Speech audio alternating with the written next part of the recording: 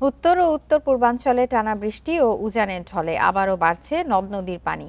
তিস্তা ও সুরমা সহ কয়েকটি নদ নদীর পানি বিপদসীমার উপর দিয়ে বইছে। প্লাবিত হয়েছে নদী তীরবর্তী নিম্নাঞ্চল। কিছু জেলায় বন্যা পরিস্থিতির উন্নতি হলেও এখনও রয়ে গেছে জলাবদ্ধতা। এ নিয়ে আরও জানাতে কুড়িগ্রাম থেকে আছেন সহকর্মী তামজিদ হাসান তুরাগ। তুরাগ, আমাদেরকে জানাবেন যে আজকে সেখানকার আবহাওয়া পরিস্থিতি কেমন দেখছেন এবং নতুন করে কোনো এলাকা কি প্লাবিত হওয়ার আশঙ্কা রয়েছে কিনা? আসলে এই যে বর্তমান মৌসুমটি চলছে, এখানে তিস্তা, ব্রহ্মপুত্র, ধরলা পাড়ের মানুষের মধ্যে কিন্তু বন্যার একটা আশঙ্কা থেকেই যায়। নতুন করে প্লাবিত হওয়ার আশঙ্কা তাদের মধ্যে থেকেই যায়। তবে আশার খবর এটা যে গতকালকের তুলনায় আজকে কিন্তু তিস্তা নদীর পানি কিন্তু বিপদসীমার 7 সেন্টিমিটার নিচ দিয়ে প্রবাহিত হচ্ছে। গতকালকে যেটা তিস্তা পয়েন্টে 1 সেন্টিমিটার দিয়ে প্রবাহিত হচ্ছিল বিপদসীমার নিচ দিয়ে, সেই জায়গাটায় কিছুটা উন্নতি হয়েছে। একটু জানিয়ে রাখি, সকাল থেকে কিন্তু এই অঞ্চলটি, এই নদীবাহী অববাহিকা এলাকায় কিন্তু কোনো ধরনের আমরা বৃষ্টিপাত লক্ষ্য করিনি এবং পানি উন্নয়ন বোর্ডের যে তথ্য উপাত্ত সেখানেও আমরা দেখিনি যে আগামী 24 কিংবা 48 ঘন্টায় এখানে বন্যা অথবা স্বল্পমেয়াদী বন্যার আশঙ্কা রয়েছে। কুড়িগ্রামে মোট 6টি পয়েন্টে বন্যার নদ নদীর পানির কিন্তু মিটার স্কেল অনুযায়ী হিসাব কিতাব দেওয়া হয়। তার মধ্যে 2টি পয়েন্টে পানি কিন্তু বিপদসীমার কাছাকাছি গতকাল পর্যন্ত ছিল। আজকে সেই 2টি পয়েন্টে পানির নিচে নেমে গিয়েছে। দুধকুমারের পানি কিন্তু এখন বিপদসীমার 25 সেন্টিমিটার নিচ দিয়ে প্রবাহিত হচ্ছে।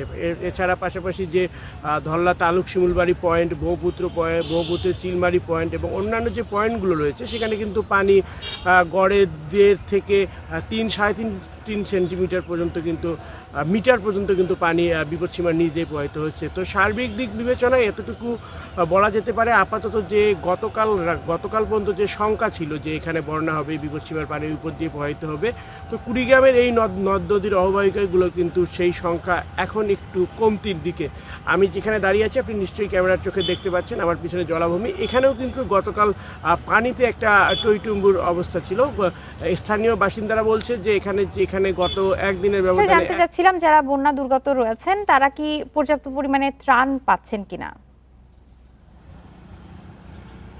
ত্রাণের কথা যদি বলি তাহলে কুড়িগ্রামের সবচেয়ে দুর্গত যে ইউনিয়নগুলো রয়েছে তার মধ্যে একটি বিদ্যানন্দ ইউনিয়ন। সেখানকার রাজারহাট উপজেলার আমরা প্রশাসনের সাথে কথা বলেছি। তারা আমাদের যেটি জানিয়েছেন যে সেখানে পর্যাপ্ত পরিমাণ ত্রাণ তারা পাঠিয়েছে।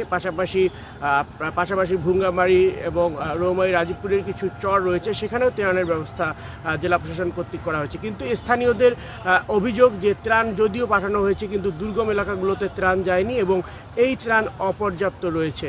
তো আরও একটু জানিয়ে রাখি যে কুড়িগ্রামে কিন্তু ভাঙন অব্যাহত রয়েছে। এখন পর্যন্ত পানি উন্নয়ন বোর্ডের দেওয়া তথ্যপত্র বলছে যে 35টি স্পটে কিন্তু ভাঙন অব্যাহত রয়েছে। পানি উন্নয়ন বোর্ড 25টি স্পটে কিন্তু তাদের জরুরি ভিত্তিতে জিও ব্যাগ ফেলে কাজ করছে। তো স্থানীয়দের দাবি যে জিও ব্যাগ আসলে কোনো নদী ভাঙনের কোনো সমাধান হতে পারে না। নদী ভাঙনের একমাত্র সমাধান হতে পারে স্থায়ী বাঁধ, অর্থাৎ বোল্ডার দিয়ে যে বাঁধটি দেওয়া হয়। তারা দ্রুত বলছে যে তিস্তা মহাপ্রকল্প বাস্তবায়নের কথা, পাশাপাশি ধরলা অববাহিকায় যে স্থানগুলো রয়েছে সেখানে স্থায়ী বাঁধ দেওয়ার কথা বলছে।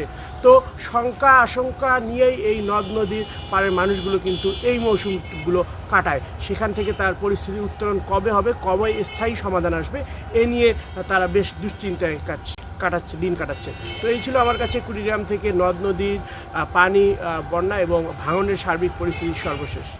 কুড়িগ্রাম থেকে জানাচ্ছিলেন সহকর্মী তামজিদ হাসান তুরাগ।